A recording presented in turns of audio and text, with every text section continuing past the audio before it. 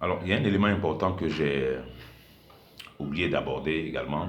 Depuis un moment, vous voyez que je parle beaucoup de la nécessité pour l'Église de se réorganiser et de pouvoir prolonger les activités que nous avions en grande assemblée au niveau de nos maisons, les décentraliser. C'est dans ça que nous sommes et le Seigneur nous soutient. Alors, je disais qu'il y a un aspect de ça que j'ai oublié, enfin dont je n'ai pas parlé jusqu'à maintenant.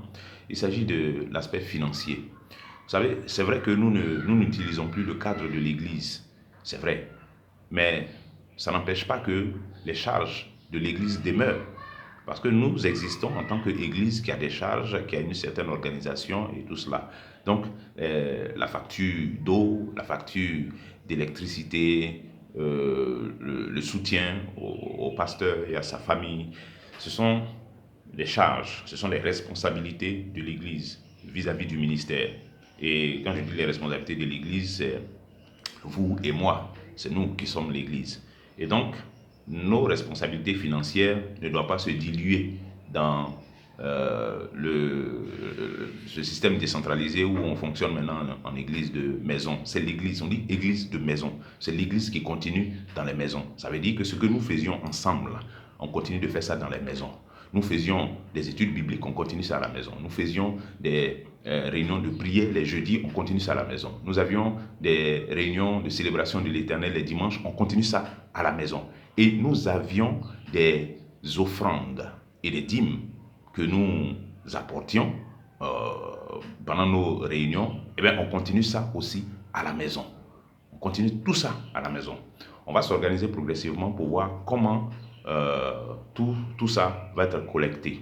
Mais déjà, au niveau des églises qui sont dans les maisons, il faut vous organiser pour désigner, par exemple, quelqu'un qui va être chargé de garder les offrandes et les dîmes de la maison, de sorte qu'à la fin de la semaine, ça c'est ma proposition, qu'à la fin de la semaine, soit moi-même ou bien l'ancien Adomon, on fasse le tour, on appelle les uns et les autres de chaque maison ou les personnes individuelles pour voir ce qui a été collecté et puis décider comment on va acheminer tout ça au responsable des finances, l'ancien Adomon, soit par transfert ou bien, je ne sais pas, on va trouver le moyen de le faire. Mais déjà, l'instruction principale concernant ce point, c'est que vous continuez d'apporter votre soutien financier au ministère.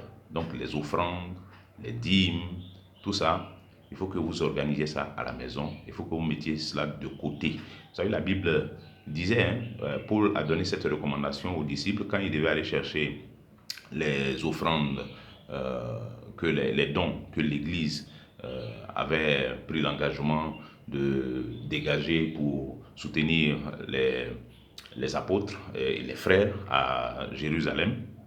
Paul leur a dit, il ne faut pas qu'on attende mon arrivée pour procéder à la collecte, mais que chacun de vous mette de côté le premier jour de la semaine les offrandes ou les dons qu'ils ont l'intention de faire pour pouvoir participer à cette opération financière, à ce soutien financier. Donc, c'est la même consigne que je vous donne. Il ne faut pas attendre que on appelle d'abord pour dire, bon, voici, qu'est-ce qu'il en est, on a besoin de ci, on a besoin de ça pour se mobiliser. Non, il faut que vous continuez à faire ça à la maison.